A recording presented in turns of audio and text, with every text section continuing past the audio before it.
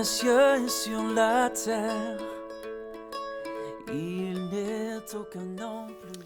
Bienvenue à notre 7e séquence vidéo de notre mini-étude biblique, Se démarquer dans un monde sécularisé. Vous voyez un petit changement, cette fois on le fait depuis l'église. C'est un bon signe, hein. Ça veut dire que vraiment on se prépare à revenir donc, à l'église et à vivre pleinement la communion fraternelle. Sans tarder, nous allons présenter cette réunion, après quoi nous chanterons quelques chants ensemble. Seigneur Jésus, nous te remercions, nous te louons, nous te glorifions parce que tu nous permets encore de nous réunir pour chanter et pour aussi étudier ta parole. Nous te demandons de diriger ce moment pour ta gloire et pour notre édification dans le nom de Jésus. Amen. Alléluia, gloire à Dieu. Nous voulons demander à notre Seigneur de nous conduire dans sa présence, de nous guider vers sa gloire, afin qu'on puisse le voir face à face, qu'on puisse ressentir sa présence, entendre sa voix qui nous parle et vraiment être rassuré. Amen.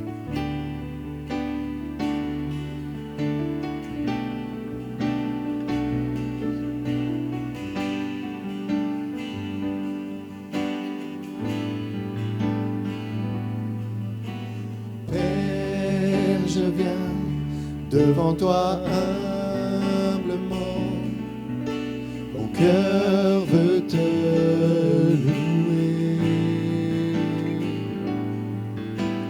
Père, je t'aime car tu m'as racheté, mon cœur veut t'adorer.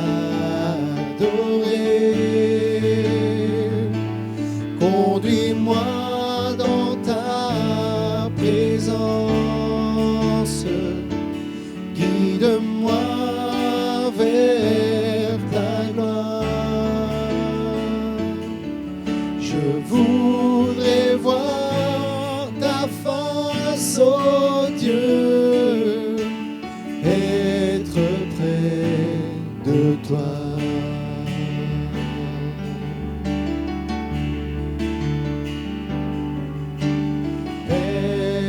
Je viens devant toi humblement, mon cœur veut te louer.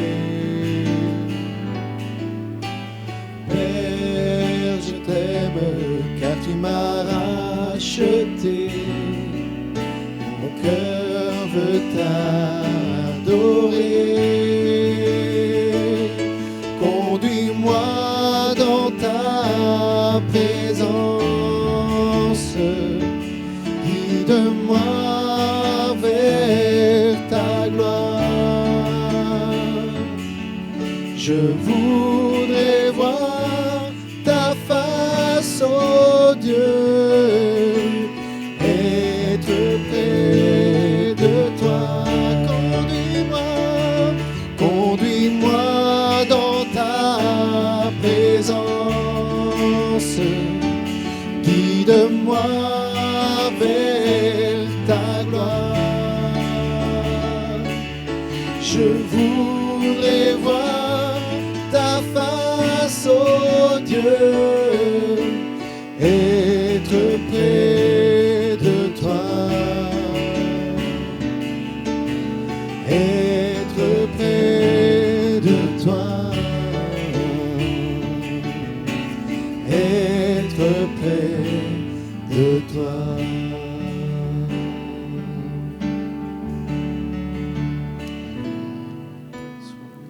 Présentons-nous devant le trône de la grâce. Seigneur, me voici devant toi, assoiffé de ta présence. Merci parce que tu entends nos cris et tu es celui qui nous délivre. Merci pour ton amour. Merci pour Jésus-Christ. Et qu'en cet instant, notre couple puisse déborder pour toi seul, Seigneur, pour toi seul. Oh, viens Jésus, viens Jésus. Seigneur, me voici, assoiffé de ta présence. Père, entends mon cri, celui de délivrance. Je veux ta rivière,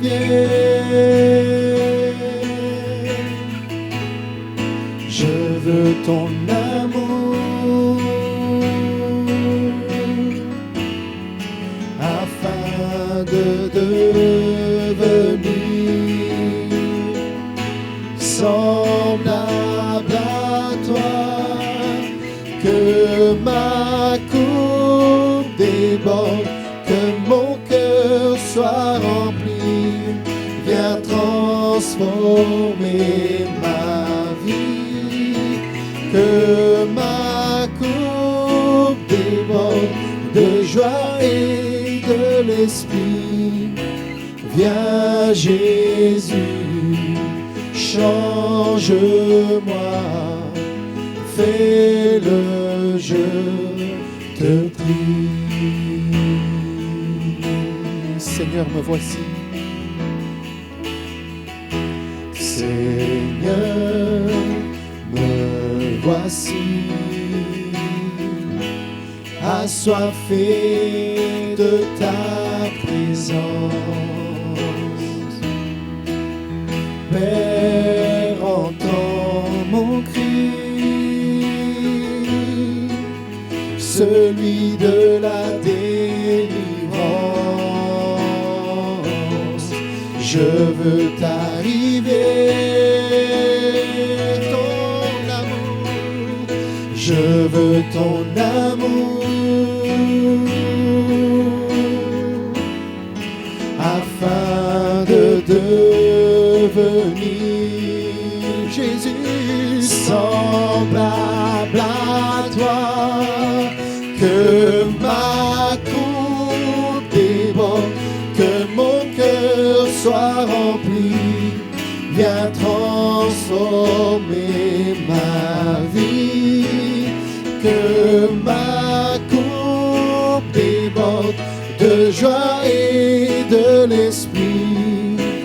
Viens Jésus, change-moi. Viens Jésus, viens Jésus, change-moi de tout cœur.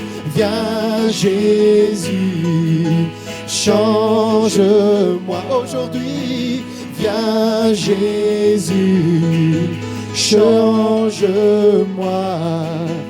fais-le, je te prie. Oh Jésus, merci parce que tu viens changer nos vies en cet instant.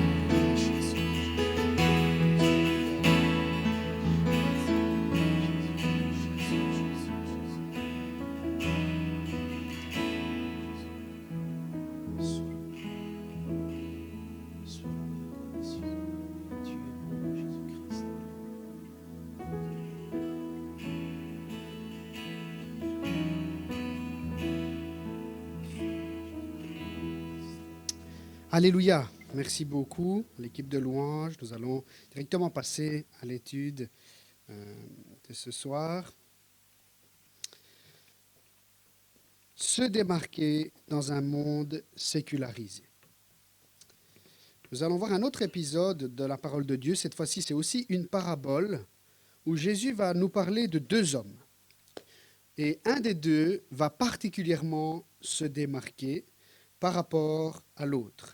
Cette parabole se trouve en Luc, chapitre 18, des versets 9 à 14, qui disent comme ceci. Il dit encore cette parabole à l'intention de certaines personnes qui étaient convaincues d'être justes et qui méprisaient les autres. Deux hommes montèrent au temple pour prier. L'un était pharisien, l'autre un collecteur d'impôts ou un publicain. Le pharisien debout faisait cette prière en lui-même. « Ô Dieu, je te remercie de ce que je ne suis pas comme les autres hommes qui sont voleurs, injustes, adultères ou même comme ce collecteur d'impôts. Je jeûne 2 fois par semaine et je donne la dîme de tous mes revenus. » Le collecteur d'impôts, lui, se tenait à distance et n'osait même pas lever les yeux au ciel. Mais il se frappait la poitrine en disant « Ô Dieu, aie pitié de moi qui suis un pécheur. » Je vous le dis, lorsque ce dernier descendit chez lui, il était considéré comme juste ou justifié, mais pas le pharisien. En effet, toute personne qui s'élève sera abaissée, et celle qui s'abaisse sera élevée. Alors, dans l'évangile de Luc, dans cette partie des versets du chapitre 17 au chapitre 18, eh bien, Jésus va nous donner plusieurs enseignements. D'ailleurs, juste avant, il nous enseigne sur la persévérance dans la prière. Et ici, il va nous enseigner aussi sur la prière, mais plutôt l'attitude dans laquelle nous devons prier. Donc, nous sommes en Palestine, dans un moment où la Palestine est gouvernée, le peuple d'Israël est gouverné, est sous l'autorité de Rome. Et donc, il y a des gouverneurs romains, il y a aussi donc, un gouvernement politique qui est là, militaire, qui est Rome, mais il y a aussi un gouvernement spirituel, ou plutôt religieux, qui est le Sanhédrin. Le Sanhédrin, c'est un groupe d'érudits, un groupe d'hommes qui ont une certaine connaissance religieuse des textes, qui sont soit sacrificateurs au temple, soit vraiment des érudits de l'Ancien Testament. Et donc, il y a comme un conseil qui est représenté donc, par le Sanhédrin et qui prend les grandes décisions au niveau religieux et spirituel. Donc ça, c'est un peu le contexte de l'époque. Et Jésus va nous parler de deux hommes qui, en réalité, empruntent le même chemin. Ils empruntent le même chemin. C'est le chemin de la prière. Alors, c'est merveilleux. Ils empruntent le meilleur chemin. La prière, le chemin du dialogue avec Dieu, le chemin d'aller à l'église, ou plutôt au temple, d'aller dans la présence de Dieu, est le meilleur chemin. Le chemin de la prière est le meilleur choix quand ça va bien pour remercier le Seigneur et quand ça ne va pas pour crier à l'aide au Seigneur. Donc jusque-là, Jésus nous présente ces deux hommes qui vont au temple pour prier. Jusque-là, tout va bien. Mais à partir de ce moment, des contrastes vont naître entre ces deux hommes, des oppositions. Alors Jésus tout d'abord, il va dire qu'ils vont au temple pour prier. Et donc là, les auditeurs, imaginez, se disent, c'est bien. Ensuite, il va donner l'identité, l'arrière-plan de ces deux hommes. On pourrait dire la classe sociale, entre guillemets. Il y a, d'un côté, un pharisien et de l'autre côté, un collecteur d'impôts ou un publicain selon les versions de Bible.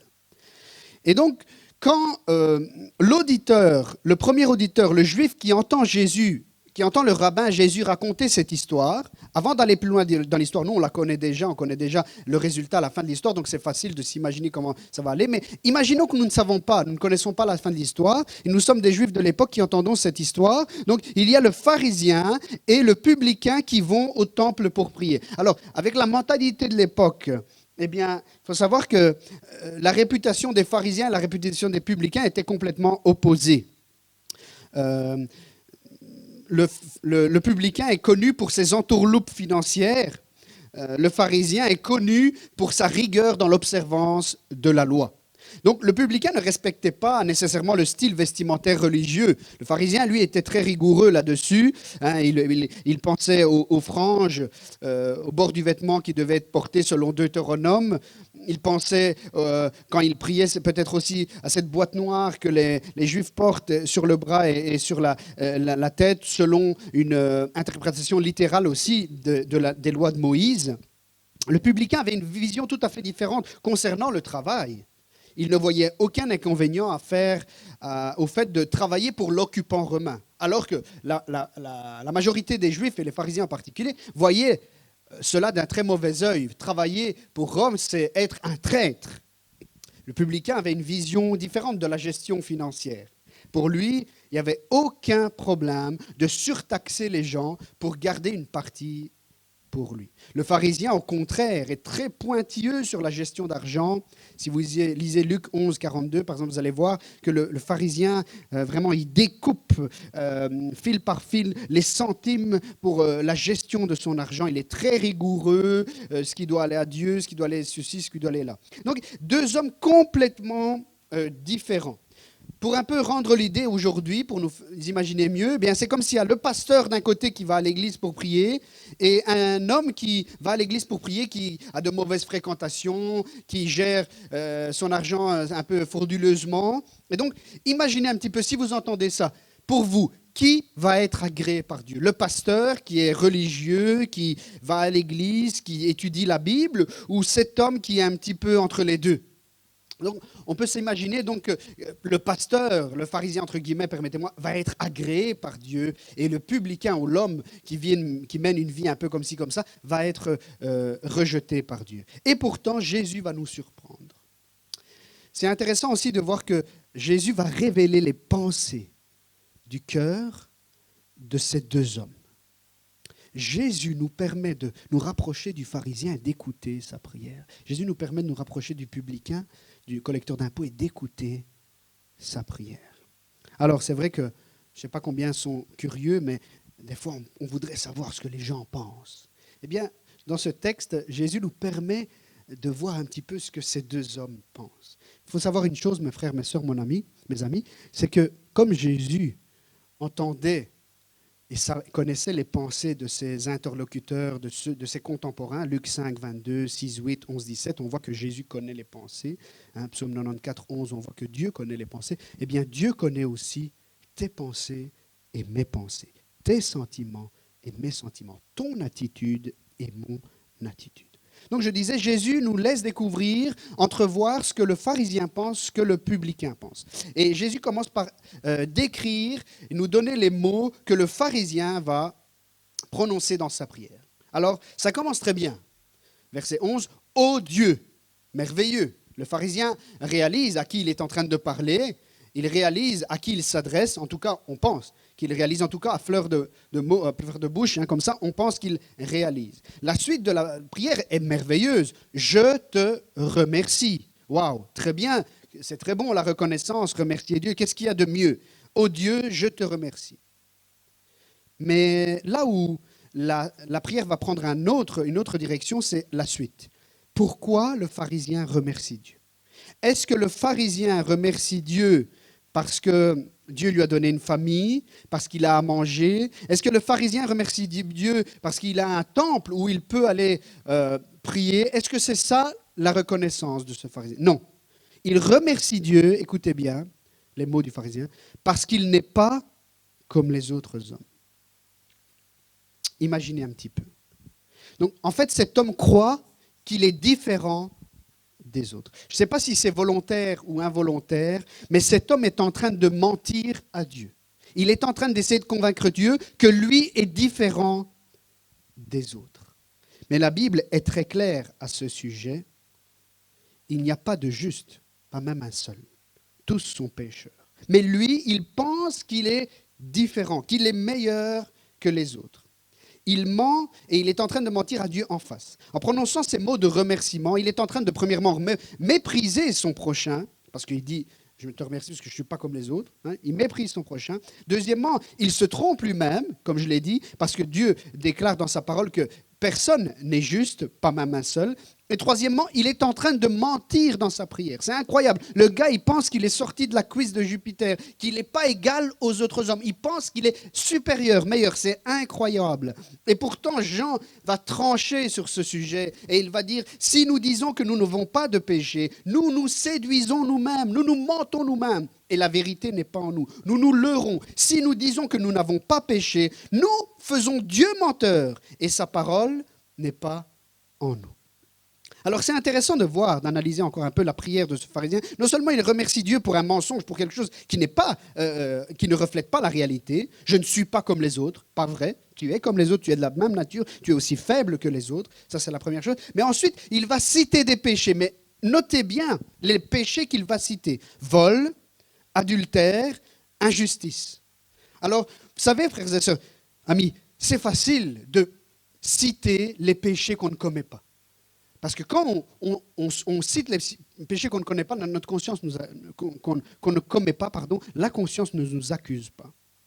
Il ne parle pas, notez bien, il ne dit pas « merci que je ne suis pas un menteur », parce que peut-être il est. « Merci parce que je n'ai pas de mauvaise pensée », qui n'a pas de mauvaise pensée. « Merci parce que je n'ai pas de convoitise », qui n'a pas de convoitise. « Merci parce que je ne me mets jamais en colère », qui ne se met jamais en colère. « Merci parce que je ne suis pas hypocrite, pas jaloux, je n'aime pas l'argent plus que tout, je ne suis pas médisant ». Il ne dit pas ça. Il parle des péchés qu'il ne commet pas, alors qu'il devrait peut-être parler des péchés qu'il a commis. Les critères qu'il utilise pour déterminer sa propre justice sont faux, sont modifiés. Il devrait utiliser les critères de la parole de Dieu, qui condamne l'adultère, mais qui condamne aussi le mensonge, qui condamne le vol, mais qui condamne aussi la jalousie. Ce qui doit nous distinguer, frères et sœurs, des autres, c'est qu'on ne doit pas se définir avec nos critères. On ne doit pas se mesurer avec nos conceptions, notre conception du péché, de la valeur des péchés. Mais on doit se mesurer avec la conception du péché comme elle est dans la parole de Dieu. C'est ça qui fait la différence entre un croyant authentique et un croyant qui n'est pas authentique. Combien de fois nous avons peut-être pensé être différents des autres, mais rappelons-nous qu'à chaque fois que nous pensons que nous sommes meilleurs que les autres, nous sommes en train de nous leurrer, nous sommes en train de nous fourvoyer. Toute notre prétention et notre pseudo-supériorité, quand il y a l'épreuve, elle s'écroule comme un château de cartes. Parce que c'est là qu'on reconnaît, dit Seigneur, c'est vrai. Je me suis mis en colère, je suis tombé, j'ai été jaloux, j'ai éprouvé de la jalousie, j'ai été médisant, j'ai parlé mal, j'ai eu des mauvaises pensées. Alors, quand tout va bien, on croit qu'on est meilleur, mais après, quand l'épreuve nous frappe, c'est à ce moment-là qu'on commence à réfléchir. Tout compte fait, je ne suis pas meilleur que mon papa. Tout compte fait, je ne suis pas meilleur que mon voisin. Que le Seigneur nous fasse grâce de ne pas nous leurrer nous-mêmes, nous mentir à nous-mêmes, nous cacher à nous-mêmes la vérité. Le pharisien était bien habillé, pointilleux sur le respect des lois mosaïques, mais il se révèle un orgueilleux, un imbu de lui-même et irrespectueux envers les autres. Alors, ça ne finit pas là. Non seulement il remercie Dieu pour quelque chose qui n'est pas vrai, non seulement il étale, il cite les péchés qu'il ne commet pas, mais il passe sous silence les péchés qu'il a commis. Mais en plus, pour faire encore pire, pour s'enfoncer encore plus, verset 12, il étale toutes ses bonnes actions ou une partie de ses bonnes actions. Je donne la dîme, je fais ci, je fais là. Excusez-moi, mais vous ne pensez pas que Dieu il connaît ce qu'on fait, ce qu'on ne fait pas ? Pourquoi tu dois te dire et essayer de convaincre Dieu? Et tu sais, Seigneur, j'ai fait ça. Fais que ça pèse sur la balance. Seigneur, tu te rappelles ce que j'ai dit, ce que j'ai fait? Et rappelle-toi-en. La Bible déclare en Apocalypse, je connais tes œuvres. Pas besoin de dire à Jésus ce que tu as fait. Pas besoin, il le sait très bien. Pas besoin de mettre en avant devant les autres ou devant Dieu les bonnes choses que tu as fait. Le Seigneur le sait. N'essayons pas d'impressionner Dieu. Ça ne marche pas. Alors, c'est intéressant parce que grâce aux pharisiens, on a la prière qu'il ne faut pas faire. Mépriser les autres, remercier Dieu de ne pas avoir commis certains péchés, mais en fait, on devrait plutôt demander pardon pour les péchés qu'on a commis et pas remercier Dieu pour ceux qu'on n'a pas commis. Nous sentir supérieurs aux autres et à la fin, étaler toutes nos bonnes actions dans nos prières. Ça, c'est vraiment la prière qu'il ne faut pas faire. Maintenant, nous avons analysé le pharisien, le pasteur, pour essayer de faire une contextualisation. Allons vers l'homme qui vit une vie scabreuse. Allons vers le publicain. Mais avant de s'approcher pour écouter sa prière, Jésus nous fait remarquer sa position, sa prestance, son attitude. Premièrement, il se tient éloigné. Deuxièmement, il se tient tête baissée. Troisièmement, il se frappe la poitrine. Éloigné, sentiment d'indignité. Tête baissée, sentiment de honte, de crainte et de peur. Vous vous rappelez quand vos parents vous disputaient? On n'osait même pas lever les yeux. Se frapper la poitrine, sentiment de culpabilité. Aujourd'hui, on parle de communication verbale et non verbale. Eh bien, rien qu'en observant cet homme, on peut définir si cet homme se sent fier de lui, s'il se sent supérieur ou s'il se sent à l'aise devant Dieu parce que lui, il n'y a pas de problème, ou si plutôt c'est un homme repentant, humilié. Rien que par sa façon d'être, ça ne veut pas dire qu'on doit venir à l'église comme des chiens battus, excusez-moi l'expression, ça ne veut pas dire ça, L'attitude, elle est avant tout dans le cœur, après bien sûr, extérieurement, mais on ne peut pas essayer de tromper en disant, de faire les humbles et après en fait à l'intérieur, ça aussi on pourrait le faire. Mais cet homme en tout cas, par sa disposition, par sa position, par son attitude extérieure, il démontre un peu ce qu'il y a dans le cœur. Mais ensuite, Jésus nous permet de nous approcher de lui et on entend sa prière. Oh Dieu, aie pitié de moi. Je ne suis qu'un pécheur. Une prière en 3 volets. Ô Dieu, même chose que l'autre homme qui était là, le pharisien. Et ensuite, aie pitié de moi. Et enfin, je ne suis qu'un pécheur. Après le « ô Dieu », sa prière prend toute une autre direction, dimension de celle du pharisien. Quelques mots. « Ô Dieu, aie pitié de moi, je ne suis qu'un pécheur. » Quelques mots. L'autre, il commence à étaler, à essayer de convaincre Dieu. Ça dure 1 heure, sa prière. C'est une prière éternelle, une prière qui ne finit jamais. Je ne sais pas vous, mais moi, les prières qui durent, à la fin, je n'arrive plus à être concentré. Donc, cet homme, le publicain, fait une courte prière. Une courte prière, mais combien elle est intense. Premièrement, je voudrais dire ceci, il ne dit pas certaines choses.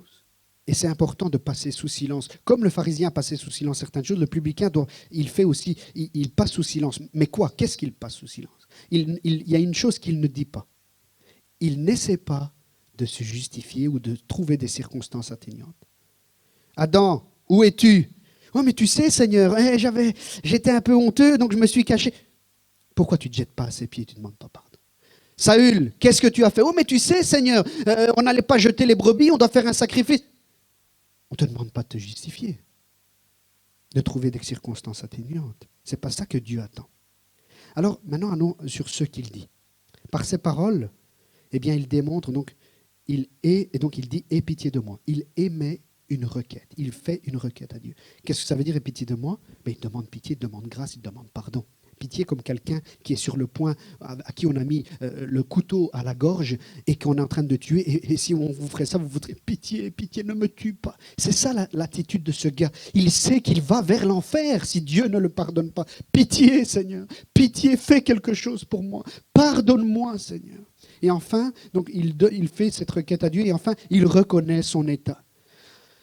C'est dur, notre orgueil, il est là. C'est dur de dire je suis un sale pécheur, je suis sale. Malgré que je n'ai pas commis des péchés flagrants, je suis sale. Ce n'est pas facile. Mais lui, il ne va pas avoir peur de le dire. Il se reconnaît pécheur, impur, mauvais, sale, qui a commis des actes qui ont déshonoré Dieu. Il reconnaît avoir eu des pensées qui ont attristé le cœur de Dieu, le Saint-Esprit. Il reconnaît avoir prononcé des mots qui ont attristé le Saint-Esprit. Il reconnaît avoir eu des comportements qui ont violé la loi divine. Le publicain reconnaît qu'il a besoin de pardon et il reconnaît qu'il est misérable devant le Dieu infiniment saint. Mais avant de conclure, je voudrais rapidement faire quelques connexions entre notre parabole et le passage de la crucifixion en Luc 23. Toujours en Luc. Eh bien, il y a des points communs, des connexions entre ces deux passages. Le pharisien se croit juste, mais il ne repartira pas justifié. Le collecteur d'impôts ne se sent pas juste du tout. Il se sent pécheur, mais il repartira justifié. En Luc 23, il y a un homme qui se trouve devant la croix, c'est le centurion romain, l'officier romain. Et il va dire ces mots, certainement, celui-ci était juste. Mais dans ce passage de Luc 23, si vous lisez attentivement, vous allez voir qu'il y a un autre homme qui est défini comme juste, Joseph d'Arimathée. Il est venu, il a demandé à Pilate le corps de Jésus, il va le reprendre, il va faire la sépulture de Jésus. Et qu'est-ce que nous dit Luc? Un homme juste et bon. Alors ceci nous enseigne quelque chose. Premièrement, le seul, unique qui est juste par excellence, c'est Jésus. Même l'officier romain l'a reconnu.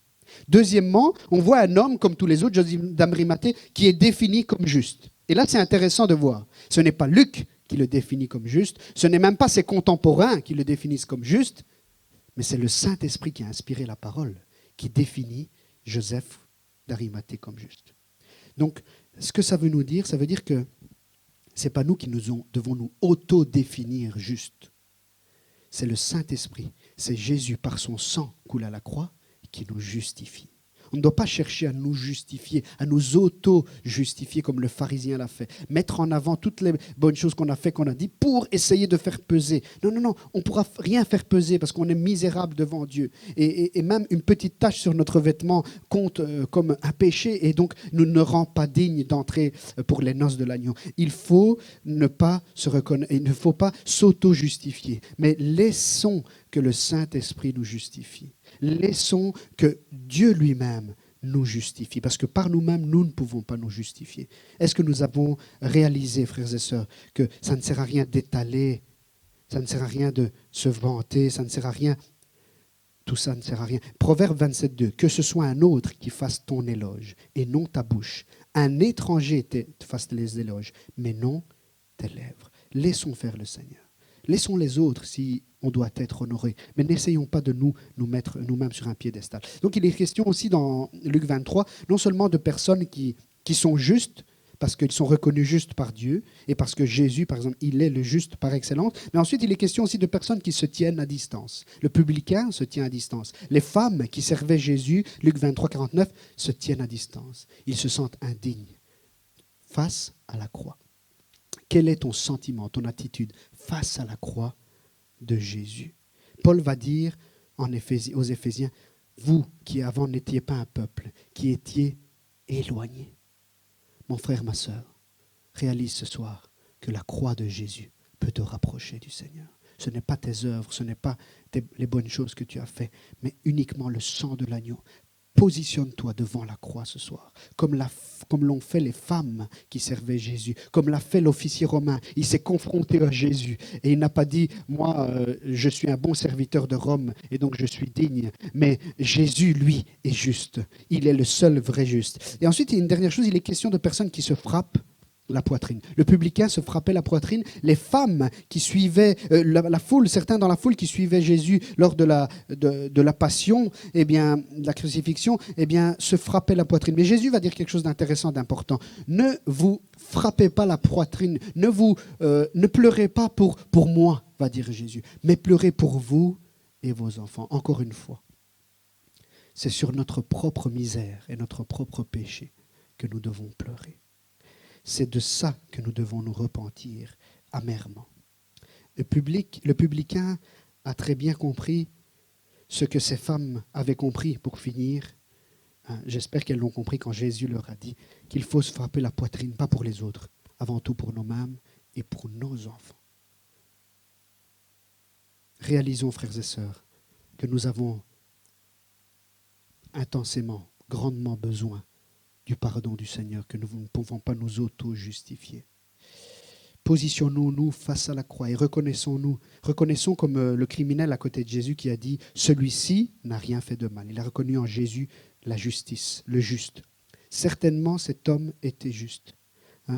Pour nous, ce n'est que justice, dira le criminel à côté de Jésus, puisque nous recevons ce qu'ont mérité nos actes. Voilà l'attitude du publicain, l'attitude du croyant qui va repartir chez lui justifié. Pour nous, la condamnation, elle est juste parce que nous sommes misérables. Mais Jésus, lui, ne mérite pas ça. Et non seulement Jésus ne mérite pas ça, mais il est capable aujourd'hui, grâce à son sacrifice, de nous justifier. Et en effet, le criminel à côté de Jésus qui a reconnu son propre péché, qui a reconnu en Jésus le juste, il va recevoir une promesse merveilleuse que toi et moi nous pouvons recevoir, comme si nous allons à Dieu comme le publicain, avec l'attitude du publicain. Jésus va dire, je te le dis en vérité, aujourd'hui tu seras avec moi dans le paradis. Ce criminel est mort, justifié. Ce publicain est reparti chez lui, justifié. Lorsque ce dernier descendit chez lui, il était considéré comme juste. Moi, c'est comme ça que je veux repartir. C'est comme ça que je veux terminer quand je termine ma prière. En ayant dit, waouh, super, quelle prière que j'ai faite. Non, en étant justifié par le Seigneur, grâce à son sacrifice. Ce n'est pas qu'on doit adopter le style vestimentaire du publicain ou du pharisien. Ce n'est pas ça qui va faire la différence. Jésus, c'est ça qui veut mettre l'accent. Ce n'est pas ta classe sociale qui va faire la différence. Ce n'est même pas ton nombre d'heures devant la Bible qui va faire la différence. Ce n'est même pas tes bonnes actions qui vont faire la différence. Mais ce qui va faire vraiment la différence, c'est l'attitude avec laquelle tu présentes devant Dieu. Si tu reviens à Jésus humblement, repentant, comme on a chanté au début, « Père, je viens devant toi humblement ». Si tu viens comme ceci, en reconnaissant ton péché, pas pour étaler tes bonnes œuvres ou quoi que ce soit, mais pour dire « Seigneur, aie pitié de moi ». Si tu t'abaisses, va dire Jésus à la fin de notre texte biblique, alors tu seras élevé par le Seigneur. Mais si tu t'élèves comme le pharisien, tu seras abaissé et tu repartiras chez toi non justifié. Mais par contre, si tu viens à Jésus ouvertement, de tout ton cœur, simplement, en te présentant tel que tu es, sans apporter des circonstances atténuantes, sans essayer de t'auto-justifier, eh bien alors tu pourras repartir justifié. Et je termine avec ce verset. Si nous reconnaissons nos péchés, il est fidèle et juste pour nous les pardonner et pour nous purifier de tout mal. Distinguons-nous, frères et sœurs, démarquons-nous par rapport à ce monde en étant des personnes qui ont compris que nous sommes que des pécheurs qui avons besoin de grâce, de pardon du Seigneur Jésus. Me voici devant toi. Présentons-nous devant le Seigneur tel que nous sommes. Alléluia. J'invite les musiciens à me rejoindre. Nous allons chanter ce chant qui dit « Me voici ». Nous nous présentons devant le Seigneur tel que nous sommes, sans rien cacher, en sachant que lui est capable de nous justifier. Gloire à toi, Jésus. Gloire à toi, Jésus.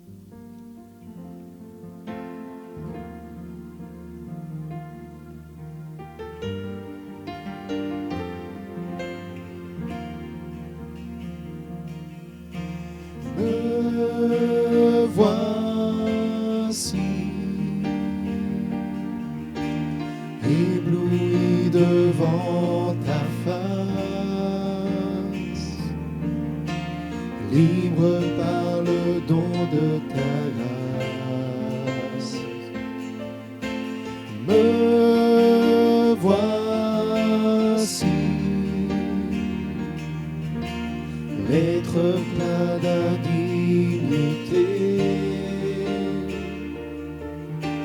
mais par la foi justifié. J'ai trouvé l'amour incomparable et mien, car tu t'es dépouillé pour te sacrifier.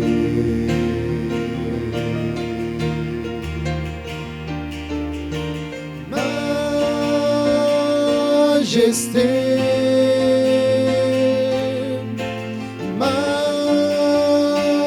majesté, ta grâce m'a pris tel que je suis, sans valeur, mais pour toi, perle de prix. Me voici, ébloui devant tant d'amour. J'accorde le pardon en retour. Me voici, tu désires me combler, m'embraser de ta sainteté. J'ai trouvé l'amour incomparable et mien, car tu t'es débrouillé pour te sacrifier.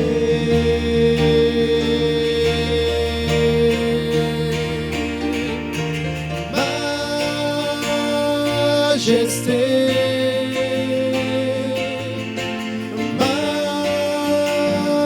majesté,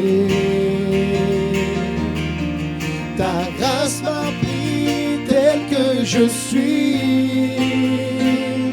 sans valeur, mais pour toi, perle de prix. Majesté, majesté,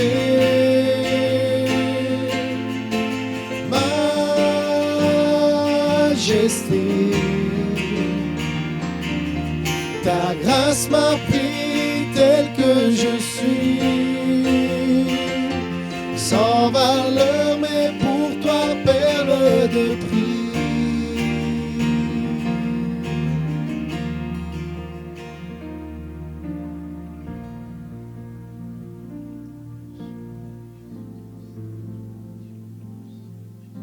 Seigneur Jésus, merci, parce que tu n'as pas regardé au nombre de nos péchés, à notre saleté, mais tu as osé nous prendre tels que nous sommes, non pas pour nous laisser tels quels, mais pour nous transformer et faire de chacun de nous des vases d'honneur pour ta gloire qui servent dans ta maison.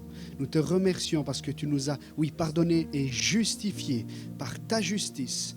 Tu nous caches derrière la croix de Jésus et nous sommes justifiés. Nous pouvons venir devant toi pour te remercier, pour te louer, pour t'adorer. Fais qu'on puisse, Seigneur, réaliser ce privilège que nous avons.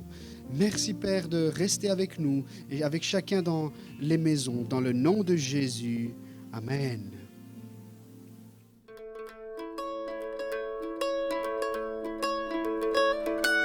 Dans les cieux et sur la terre, il n'est aucun nom plus doux.